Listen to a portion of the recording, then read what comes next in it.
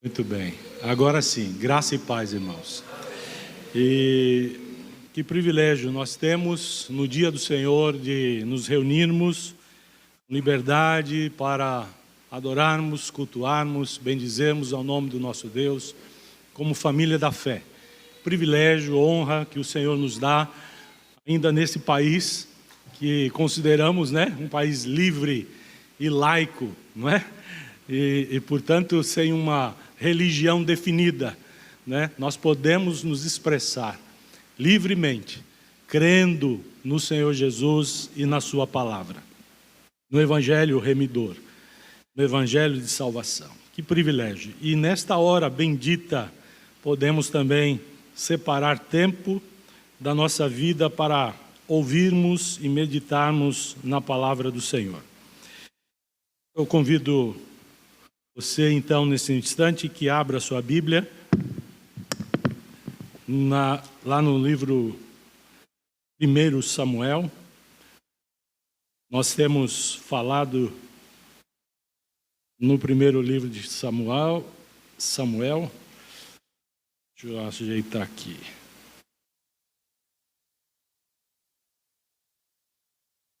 Abra aí no capítulo 2. 1 Samuel, capítulo 2. Você que nos acompanha pela transmissão, nossa oração é para que o Senhor tenha compaixão e misericórdia de sua vida e o alcance também, por intermédio de sua palavra, falando ao seu coração, moldando e mudando o seu viver para a glória de Jesus Cristo. 1 Samuel, capítulo 2, nós vamos ler apenas, título de introdução nesse capítulo, apenas o versículo de número 1. Eu queria que todos nós, a uma só voz, lêssemos esse versículo de número 1. 1 Samuel 2, versículo 1. Vamos ler juntos? Então orou Ana e disse: o meu coração se regozija no Senhor, a minha força está exaltada no Senhor, a minha boca se ri dos meus inimigos, porquanto me alegro na tua salvação. Amém? Este é o cântico de Ana, assim começa o cântico de Ana, que de fato é uma oração. É uma oração que ela, de maneira poética, apresenta a Deus. E assim ele começa, esse cântico, essa poesia, esse cântico orante ou essa oração cantada, não sei, mas assim começa, com essas expressões. Orou, o escritor diz, orou Ana e disse, com essas palavras: o meu coração se regozija no Senhor, a minha alma está exaltada no Senhor, a minha força está exaltada no Senhor, a minha boca se ri dos meus inimigos, porquanto me alegro na tua salvação. Caros irmãos, vamos curvar novamente as nossas frontes, vamos ter uma palavra de oração, pedindo ao Senhor que nos ajude nesse instante, dando-nos um coração aberto, uma mente lúcida, para acolher aquilo que o Senhor já preparou para nós. Oremos. Santo Deus, cremos que é na Tua palavra que está a direção e o sentido da nossa vida, porque ela expressa o Teu querer, a Tua vontade.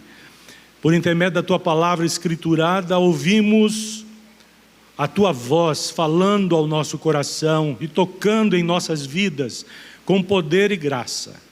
Por isso, ó Deus, nesta hora, nos apresentamos na Tua presença, nos colocamos inteiramente diante de Ti, de maneira suplicante, pedindo que Tu nos visites mais uma vez, derramando o Teu amor sobre nossa vida, estendendo a Tua mão paterna, amorosa, consoladora sobre nós, para que tenhamos, ó Deus, nesta hora, aconchego e abrigo para a nossa alma.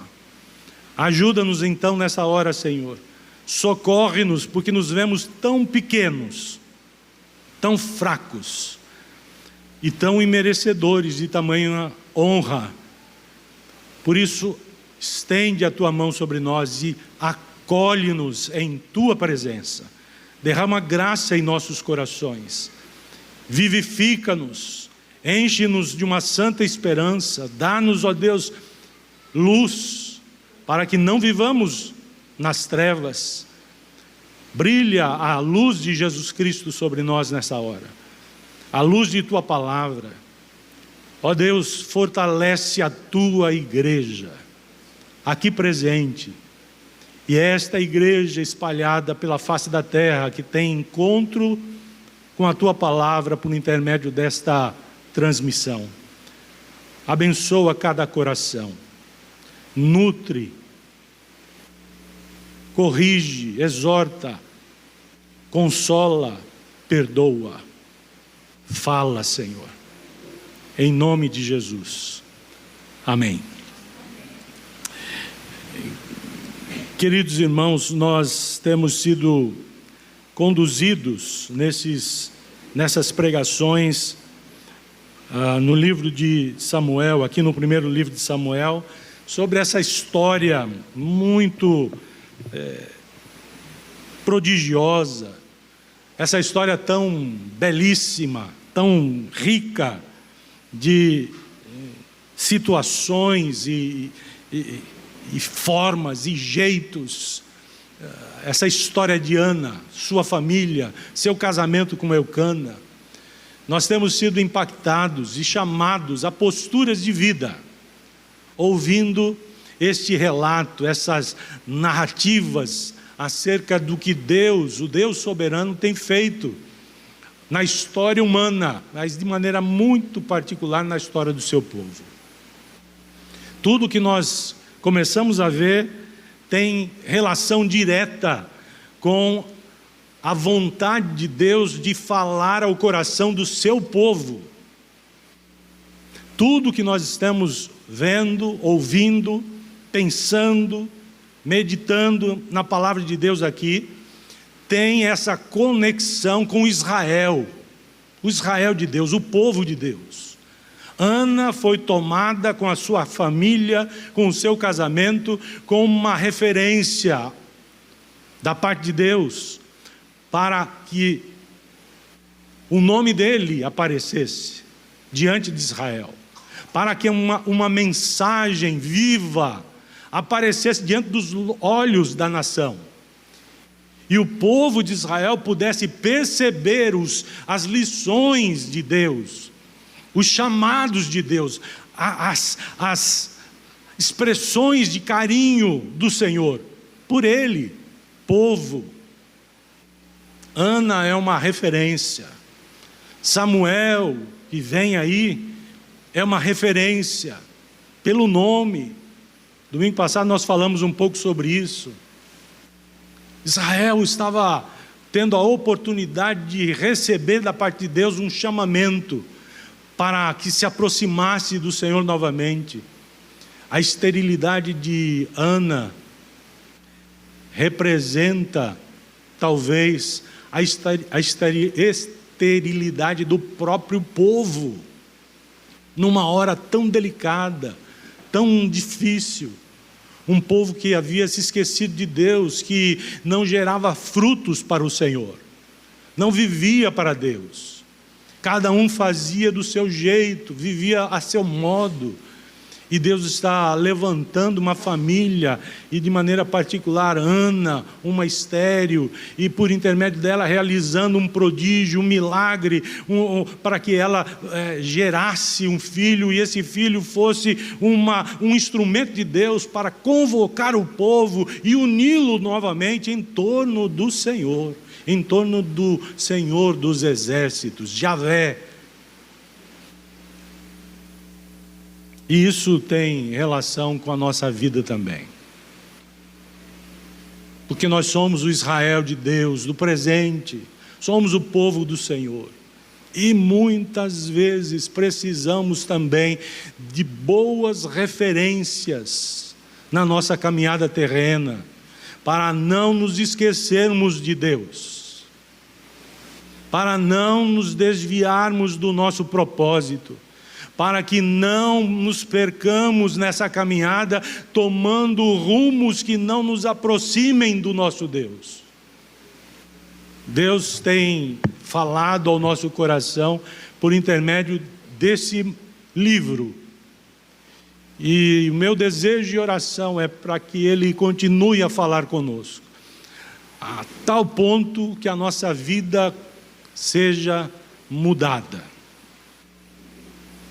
E nós tenhamos um relacionamento diferenciado com o nosso Deus, com as coisas dEle.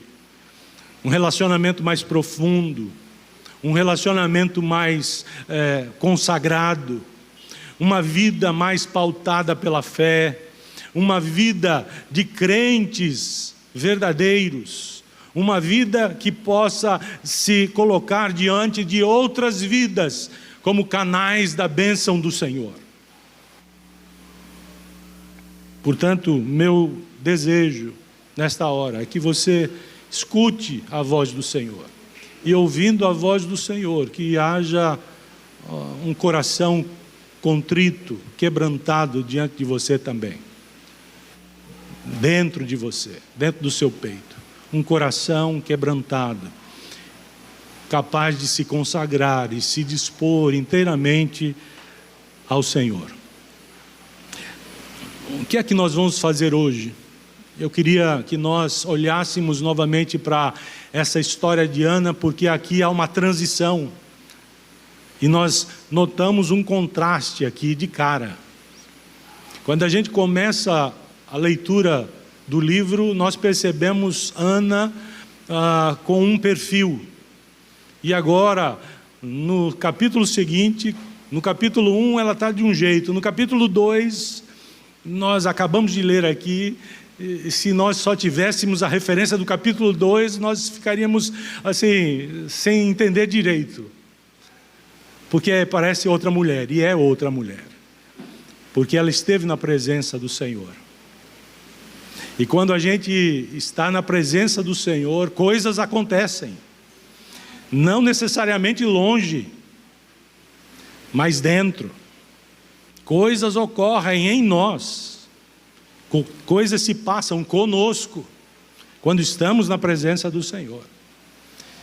E quando deixamos a presença do Senhor, nunca mais seremos os mesmos. Porque a presença dEle não sai de nós.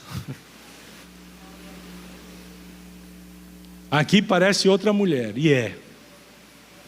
E eu queria que nós compreendêssemos nessa hora um pouquinho sobre a necessidade que nós temos de buscar ao Senhor na caminhada da nossa vida, mas de maneira muito particular e de maneira muito especial, em tempos desafiadores, em tempos de aflição, em tempos de necessidade, em horas em que o coração se apequena dentro de nós.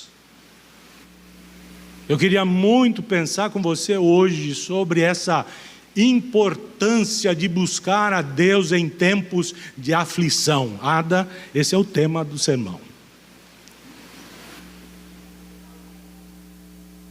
A importância de buscar a Deus, o seu Deus, em horas de necessidade. Porque muitas vezes nós passamos por aflição, por dificuldades, e não tem como escapar a isso. Tem? Não tem. O Senhor Jesus, nós sabemos de cor, deixou isso claro em sua palavra. Antes de se despedir dos seus discípulos, Ele disse: no mundo passais por aflições, mas tende bom ânimo, eu venci. E nele nós vencemos, mas nós passamos por aflições. Mas muitas vezes, quando as aflições chegam a nós, a primeira coisa que nós fazemos é deixar Deus de lado.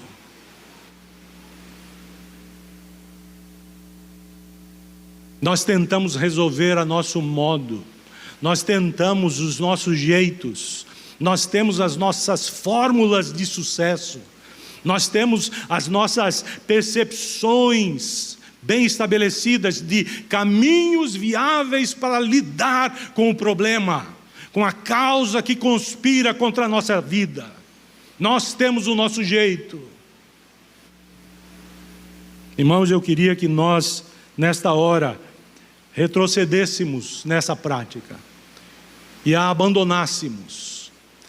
E eu queria que você compreendesse a importância de buscar a Deus em tempos de aflição. A pergunta que eu queria responder em algumas lições para a nossa vida, a pergunta é: qual é a importância, afinal, de nós buscarmos a Deus quando nos sentimos espremidos e esmagados pela dor, pelo sofrimento, pelos problemas, pelas dificuldades, pelas coisas que vêm contra nós, sem pedir licença, sem que nós estejamos preparados para lidar com essas coisas. Pelo contrário, muitas vezes nos vemos enfraquecidos, débeis, fracos, sem capacidade alguma, mas as coisas chegam. Qual a importância de buscar a Deus quando nos sentimos espremidos e esmagados, apequenados, diante dessa avalanche da vida que chega até nós, sem pedir licença, trazendo um peso enorme, um fardo sobre os ombros, para os nossos ombros, que nós não gostaríamos de carregar, mas temos que arrastá-lo nessa caminhada, não tem como escapar. Qual a importância de buscarmos a Deus? Eu queria dar 3 respostas como lições para a nossa vida agora e a partir de hoje, para cada dia do nosso viver, segundo a palavra de Deus. Olhando para a história de Ana, claro, olhando para esses acontecimentos que você que tem acompanhado, tem percebido, para essas lições, essas verdades que a palavra de Deus tem nos apresentado. Qual a importância de buscar a Deus em tempos de aflição? Em primeiro lugar, eu queria dizer ao seu coração que quando nós buscamos a Deus, a primeira coisa que acontece é que a amargura da nossa alma é curada. Grave isso. Devemos buscar ao Senhor em tempos de necessidade, porque nessa hora, buscando ao Senhor, a nossa amargura será curada. O Senhor cura a amargura da nossa alma. Quando buscamos o nosso Deus, nós podemos ter a certeza de que Ele ouve e responde à nossa súplica doída, lamuriosa, sentida, chorosa. O Senhor ouve e o Senhor responde aquilo que o nosso coração apresenta diante dEle, derramando-se inteiramente, dizendo: o Senhor está aqui, quem eu sou e o que é que eu trago comigo. E o que eu trago não é bonito, não é perfeito, não fala de coisas boas, pelo contrário, o que eu trago é algo que me deixa desolado, que me fere, que me machuca. Eu trago diante de Ti na certeza de que o Senhor ouve e de que o Senhor responde ao aflito, manifestando sobre ele a sua misericórdia e a sua bondade. Isso, todavia, que fique bem claro, não quer dizer que Deus responde fazendo exatamente o que nós queremos. Não, necessariamente não. Deus responde, Deus ouve, Deus responde, mas responde exatamente aquilo que nós necessitamos. Responde colocando em nós o suprimento que a nossa alma verdadeiramente precisa. Ele responde. Ele ouve E ele responde. A experiência de Ana nos mostra exatamente isso e nos faz perceber a diferença tão abençoadora que faz nos voltarmos para Deus num tempo de aflição. Da última vez que nós a vimos orando, como é que nós a identificamos? Qual era a situação de Ana quando nós a vimos orando, pedindo alguma coisa a Deus? Temos que olhar para o capítulo 1 novamente. Da última vez que nós encontramos Ana em oração, sua situação era bem diferente dessa do capítulo 2, do início do capítulo 2. O capítulo 2 começa então orou Ana e disse: o meu coração se regozija. Não é só o meu coração se alegra, ela se regozija. É uma alegria intensa, enorme, infindável. É como um rio que flui do seu interior. Ela está feliz, contente, ela está satisfeita. Mas como estava da última vez que ela orou? Capítulo 1, capítulo 1, nós devemos perceber qual era o status da vida, o estado da vida de Ana, quando ela orava.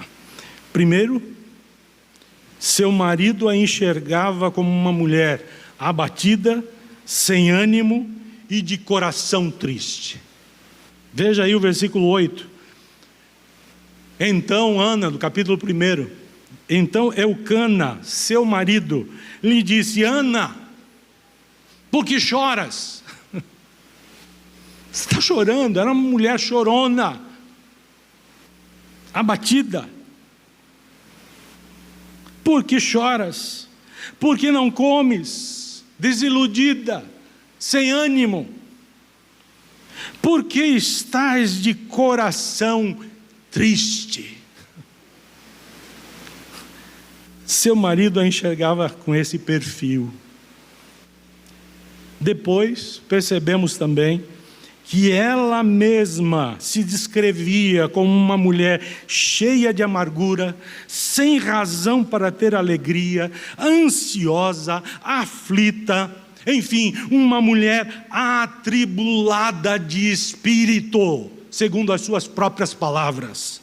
Veja aí no capítulo 1, versículo 10, ela diz assim: levantou-se Ana e com amargura de alma orou ao Senhor. Ela está orando, mas ela está amargurada, com amargura de alma. A gente deve orar quando a alma está amarga, azeda, quando não existe ânimo, quando só há choro, quando só há lamento, quando só há tristeza, quando a razão da vida inexiste. E a razão do viver é caótica. Devemos buscar o Senhor, devemos olhar para Ele, devemos insistir com o próprio coração que quer o distanciamento normal de tudo e de todos, inclusive do próprio Deus. Devemos insistir com esse coração empedernido, duro, e dizer: não, meu coração, você vai ao seu Deus. E devemos nos derramar diante dEle em oração. Assim nós a encontramos em oração, amarga, com amargura de alma. Veja aí a partir do versículo 12, ela começa a orar e ela demora-se no orar. E ela ora, mas não muda.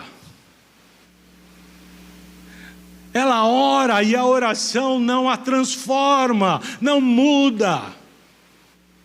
Ela continua a mesma. A ponto de o sacerdote Eli olhar para ela e falar para ela, confundindo que ela estivesse bêbada, dizendo para ela, exortando-a: abandona esse vinho. E então ela diz assim, versículo 14, ele diz: até quando estarás tu embriagada? Aparta de ti esse vinho. Versículo 15, Porém, Ana respondeu: não, Senhor meu. Como ela se vê? Como ela se enxerga? Eu sou mulher atribulada de espírito. Não bebi vinho, não bebi bebida forte, porém venho derramando a minha alma perante o Senhor. Não tenhas, pois, a tua serva por filha de Belial. Que coisa interessante. Ela é amarga de alma. Ela tem uma alma atribulada, cheia de aflição. Mas ela não se enxerga como filha do mal, filha do maligno, filha da maldade. Ela diz: eu sou serva de Deus. Eu sou serva do Altíssimo. Por quê? Eu estou nessa situação porque pelo excesso da minha ansiedade e da minha aflição é que eu tenho falado até agora. Então lhe respondeu Eli: vai-te em paz. E disse ela, no versículo 18: acha a tua serva mercê diante de ti. Só daí então que ela sai da oração com um semblante diferente. Mas como ela se enxergava até então? Uma mulher atribulada, amarga, sem razão para ter alegria, ansiosa, aflita, atribulada de espírito. Irmãos, mas no capítulo 2, ela diz: agora que eu estive na presença do Senhor, que eu busquei ao meu Deus, Ele tocou a minha alma e Ele me curou da minha amargura. A amargura de espírito não condiz com aqueles que conhecem ao Senhor. Nós podemos passar por dificuldades, problemas, e passaremos. Mas a amargura, e podemos ficar até amargos, com amargura de alma, mas isso tem prazo de validade, tem tempo para acabar. E portanto, se buscarmos ao Senhor, na presença dEle, Ele ouvirá a nossa súplica, Ele ouvirá o nosso grito de socorro, e Ele responderá, concedendo-nos aquilo que verdadeiramente nós precisamos. Ana saiu da sua oração, da presença do Senhor lá no tabernáculo. Ela saiu com um semblante novo, mas ela não estava grávida. Deus não havia ainda aberto a sua madre, mas o seu semblante já era outro. Ela comeu, ela bebeu, ela mudou o seu comportamento. Por quê? Porque a amargura do seu espírito foi arrancada. Ela foi curada da sua amargura. Deus cuidou dela. Irmãos, é na presença do Senhor que a transformação da nossa vida acontece. É na presença do Senhor que mudanças reais ocorrem. É na presença do Senhor, quando nos derramamos diante dEle, que coisas especiais da parte de Deus ocorrem em nossa história. Mudanças significativas vão aparecer. É na presença do Senhor. Minha pergunta para você é: você tem buscado o seu Deus em tempos de aflição? Você tem buscado o seu Deus nessas horas de necessidade, derramado o coração diante dEle? Ou você tem chegado com um pacotinho fechado diante do Senhor, dizendo assim: Senhor, está aqui, exatamente o que eu preciso está aqui, é só isso. pode fazer: derramar o coração. Derramar o coração. Podemos pedir, claro, ela pediu, mas Deus tratou primeiro dela, e depois tratou da sua esterilidade. E não tratou da sua esterilidade, e fique bem claro isso, porque ele simplesmente foi dominado, foi vencido, mas porque ele tinha um propósito com a esterilidade e com a abertura da madre, para falar a Israel, para gerar um Messias, para alimentar a esperança no coração do seu povo, quanto à chegada de um Messias, que viria para dar vida plena a todo aquele que cresce nele. A importância de buscar a Deus em tempos de aflição. É importante buscar a Deus em horas de necessidade, porque em primeiro lugar, a amargura da nossa alma é curada. Segundo lugar, é importante buscar a presença de Deus em tempos de aflição, porque Deus intervém e transforma toda a história da nossa vida. Deus intervém e Deus transforma toda a história da nossa vida, quando nós o buscamos com todo o coração, com a alma extravasada e aberta, rasgada na presença dEle, a nossa dignidade é restaurada, e o motivo da nossa vergonha é apagado. Ana era estéril, pediu ao Senhor que interferisse na história da sua vida até então, que a socorresse e a livrasse daquele fardo vergonhoso, porque todos olhavam para ela como uma desventurada, como uma amaldiçoada, como uma mulher imprestável, sem valor, uma mulher que não tinha sentido algum de existir. E ela clama ao Senhor, e o Senhor intervém e transforma toda a sua história de vida. E Deus faz isso por sua livre graça e por sua exclusiva misericórdia, e não porque foi convencido, como eu disse há pouco, por alguma coisa que Ana tivesse feito, ou, no nosso caso, que nós tenhamos realizado para manipular a Deus. Aquela oração forte. Não existe oração forte, existe oração piedosa, consagrada, contrita, entregue, sincera, verdadeira, bíblica, em nome de Jesus. Ou seja, uma oração que o próprio Jesus é capaz de fazer no nosso lugar e por nós. Essa é a oração que a Bíblia apresenta, e é a única. Esse negócio de oração forte não existe. Não existe uma oração forte capaz de mudar o plano de Deus. A Bíblia diz que Deus é imutável em seu ser e em seus decretos. Não há nada, uma vírgula sequer, que vai contrariar o plano de Deus numa oração nossa. Não existe oração forte, não existe uma corrente que possa fazer Deus mudar sua vontade. Não existe. Por ser Deus quem Ele é, Ele não cede aos caprichos humanos, mas a oração muda.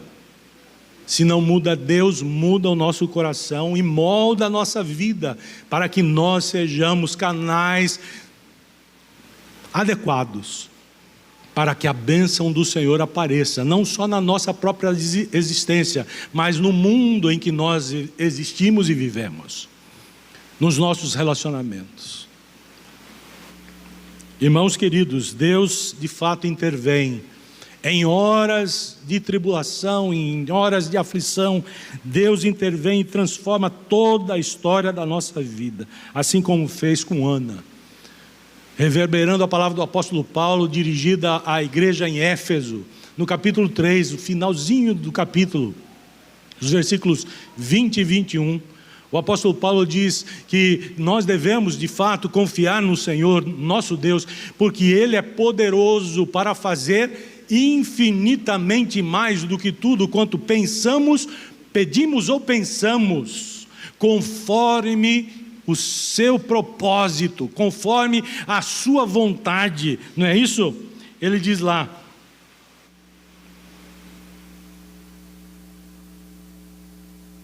Deus é poderoso para fazer infinitamente mais do que tudo quanto pedimos ou pensamos, conforme o seu poder, não propósito, mas conforme o seu poder que opera em nós. Portanto, a Ele seja a glória na igreja, em Cristo Jesus, por todas as gerações, para todo sempre. Amém. É Deus que faz isso. Deus pode transformar realidades duras, cruentas, pesadas, doídas. Deus pode transformar, pode. Ele vai? Não sei. A nós requer confiar nele e pedir, sabendo que Ele é poderoso para fazer, se quiser. O apóstolo João, ensinando os crentes a orar, ele diz: se for da vontade de Deus, peçam, e Ele fará, segundo a sua vontade. O problema é que nós temos recebido uma enxurrada de informações religiosas nos tempos atuais, que põe o homem no trono e tira Deus do seu trono e faz dele servo e escravo do querer humano. O homem está no trono e o homem dita as normas para Deus, que se torna escravo do querer, do coração humano. Devemos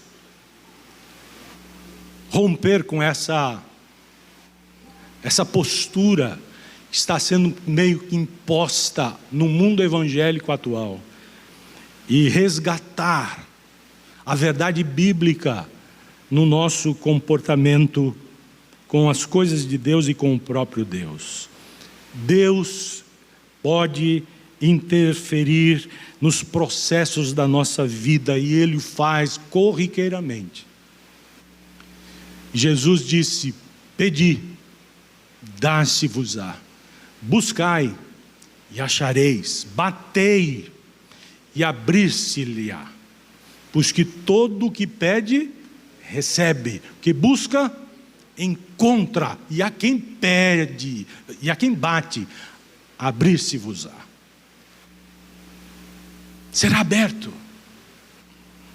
Portanto, Deus intervém, certamente, e Ele o faz, porque ama. Deus transforma realidades, não somente porque Ele é poderoso para fazê-lo, mas porque Ele se compadece, e porque Ele, através disso, glorifica o seu próprio nome, e manifesta o poder soberano de sua vontade, que não pode ser contrariada em nenhum momento. Agindo Deus, quem o impedirá? Bem sei que tudo podes, disse Jó, e que nenhum dos teus planos pode ser frustrado. Nenhum.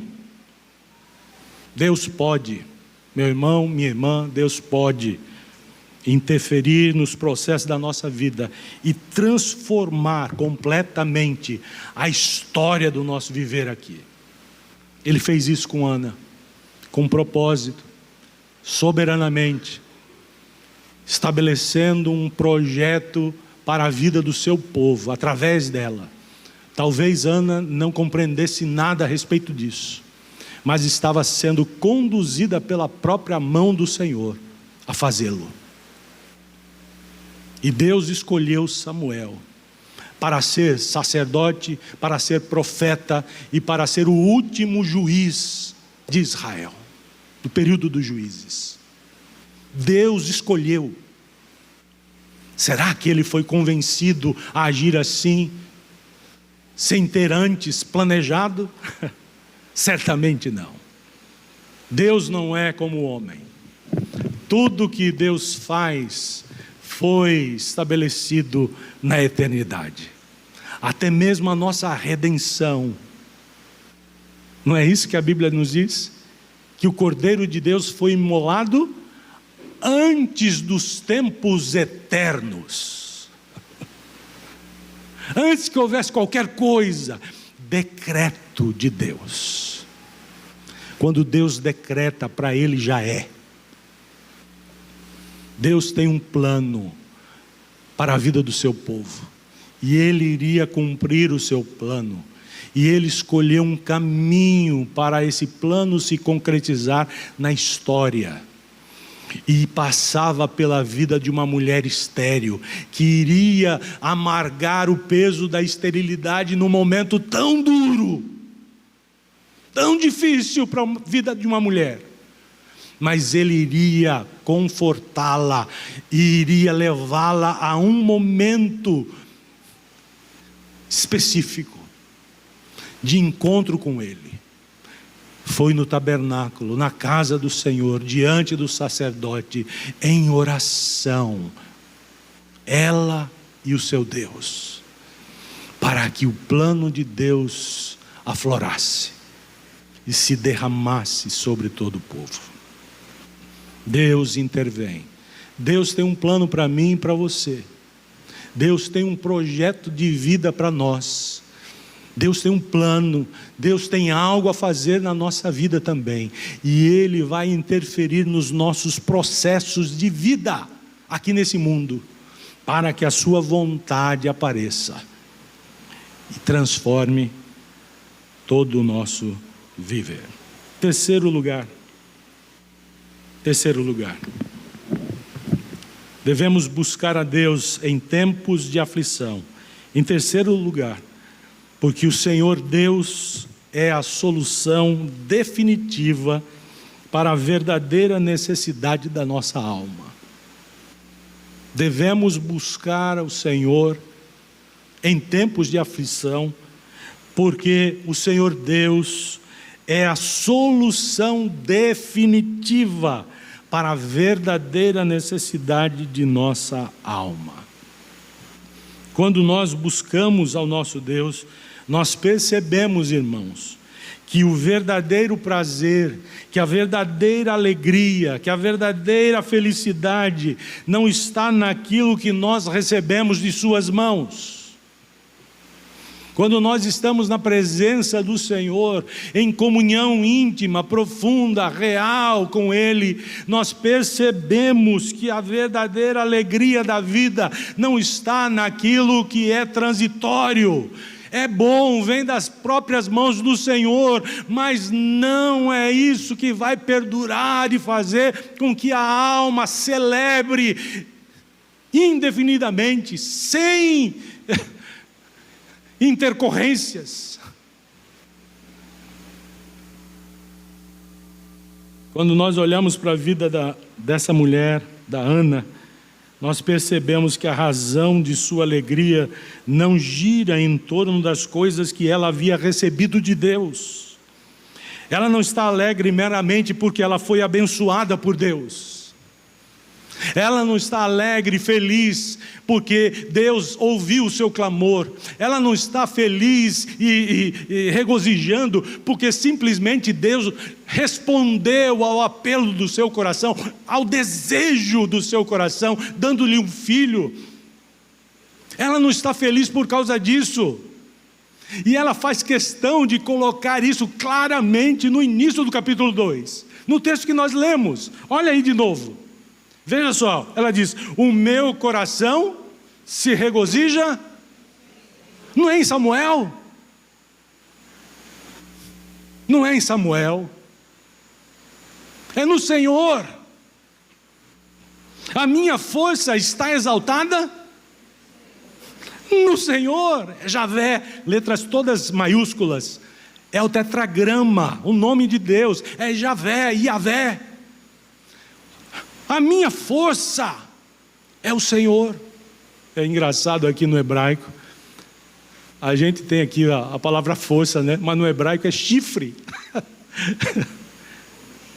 O meu chifre está exaltado no Senhor. Porque naquele tempo agropastoril, as pessoas entendiam que os animais com chifres, eles nos chifres tinham a sua dignidade e a sua força, o seu poder. Ana é uma mulher, ela está dizendo: eu ando com a cabeça erguida hoje, eu não estou envergonhada, cabisbaixa, eu ando com a cabeça erguida, a minha força, mas está no Senhor. E ela termina dizendo assim: porquanto me alegro na tua salvação. Deus me salvou, Ele não me presenteou apenas, Ele não me abençoou apenas, Ele me deu a verdadeira salvação. A minha necessidade foi inteiramente suprida. Novamente eu digo, a alegria do coração de Ana não girava em torno das coisas que ela havia recebido das mãos generosas do seu Deus. Ela não está feliz meramente porque foi abençoada pelo seu Deus. Ela percebeu que a verdadeira fonte de sua felicidade consistia apenas em estar na presença do Senhor e ser completamente envolvida por seu amor, tomada por sua graça, consolada por sua misericórdia e sustentada por seu poder. O que fazia o coração de Ana celebrar, pular de regozijo, era a presença de Deus na sua história. Ela nunca tinha percebido a presença de Deus de maneira tão viva, tão marcante e tão contínua. Trouxe satisfação plena para ela. Quando é que isso aconteceu? Versículo 18. Quando ela diz: ache a tua serva mercê diante de ti, falando com um sacerdote. Assim a mulher se foi seu caminho e comeu, e o seu semblante já não era triste. Deus passou a ser a fonte de alegria no coração de Ana. Não foi Elcana, não foi a ausência da esterilidade, ela ainda estava estéril aqui. Não foi a abertura da madre em seguida, não foi a chegada de Samuel 9 meses depois, nada disso. Ela começa o capítulo 2 dizendo: meu coração se regozija no Senhor. Deus é a fonte da alegria e da força de Ana, e Ele deve ser a fonte da nossa alegria também. Não é o que temos, não é o que conseguimos, não é o que experimentamos, não são as circunstâncias. O que você quer quando adora a Deus? O que você quer quando você serve a Deus? O que você quer quando você louva a Deus? Qual é a sua motivação para isso? O Senhor deve ser o nosso cântico e a nossa salvação. Algumas aplicações para a nossa vida a partir disso. Eu queria deixar 4 considerações aqui para a nossa vida, muito práticas. Primeira, se devemos buscar ao Senhor em tempos de aflição, por essas razões que nós apresentamos, então devemos compreender que nós vivemos num mundo caído e dominado pelo pecado. Não há como escapar a essa realidade. Enquanto estivermos aqui, precisamos nos lembrar: não vivemos num paraíso, vivemos num mundo caído e dominado pelo pecado. Portanto, o mal pode nos alcançar. O mal pode nos alcançar. O mal pode nos alcançar. No mundo passais por aflições. Não tem como escapar. A doença chega, o desemprego bate as portas, nós envelhecemos, a jovialidade, a juventude passa. Não tem como. A cirurgia é necessária, não é, seu Heleno? Dona Teresa estava falando aí, o Heleno vai ter que fazer 2 cirurgias e tal. Não tem jeito, né, Luciano? Fez cirurgia nos olhos, né? Eu também vou precisar. Olha, pastor, vai precisar também. O mal chega para todos nós, não tem como escapar. Não tem como escapar. Isso não representa que Deus não se importa, que Deus não está e que nós fomos esquecidos por Ele. Isso significa que nós vivemos num mundo que conspira contra nós, contra Deus, contra as coisas de Deus, contra o reino de Deus. Vivemos num mundo caído, dominado pelo pecado, e o mal pode nos alcançar. Mas lembremos-nos, Deus nunca prometeu nos poupar da dor e do sofrimento nesta vida terrena.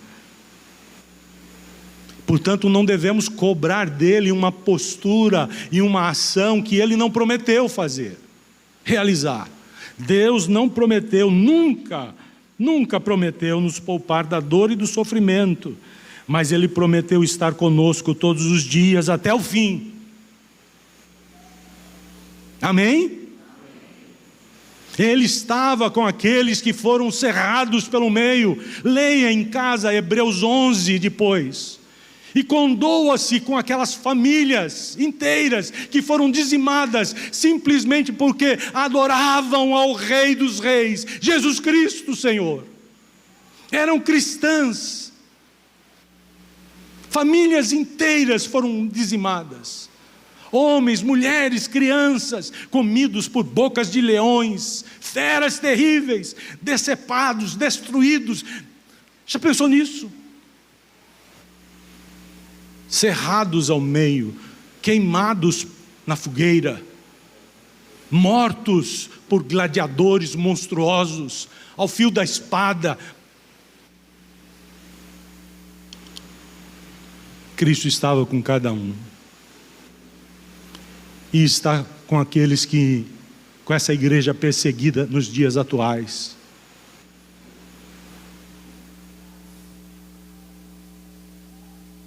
Famílias sendo perseguidas por causa do nome de Jesus.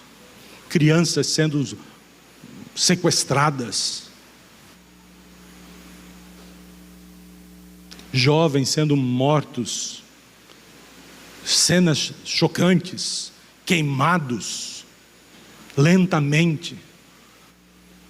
Igrejas sendo incendiadas. Por causa da pregação do Evangelho, por causa de Jesus, por causa do nome de Deus. Irmãos, o mal pode nos alcançar. Deus nunca prometeu que nós seríamos poupados da dor e do sofrimento nesta vida, mas Ele prometeu estar conosco até o fim. E prometeu também recompensar a nossa fidelidade para com Ele e para com as coisas do seu reino, dando-nos a coroa da vida. Ser fiel até a morte, e dar-te-ei a coroa da vida. Segunda aplicação. Eu queria que você compreendesse que Deus pode usar também a nossa vida e todas as nossas experiências, quer sejam boas, quer sejam ruins. Deus pode usar o nosso sofrimento também para manifestar a sua glória e realizar a sua vontade na nossa vida, no mundo e na vida das outras pessoas. Deus pode usar o seu sofrimento, a sua enfermidade, o seu fardo pesado. Deus pode usar isso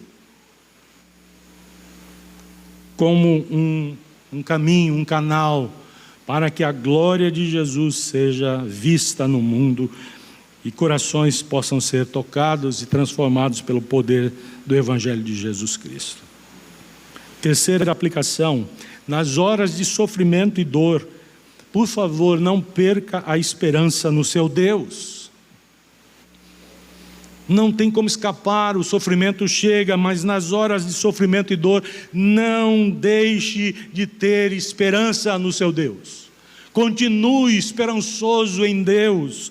Ele pode sim transformar inteiramente a nossa vida. O contexto do nosso viver terreno. Ana é o exemplo para nós nesse aspecto. Ao longo de toda a sua vida de amargura e frustração, ela nunca perdeu a esperança em Deus.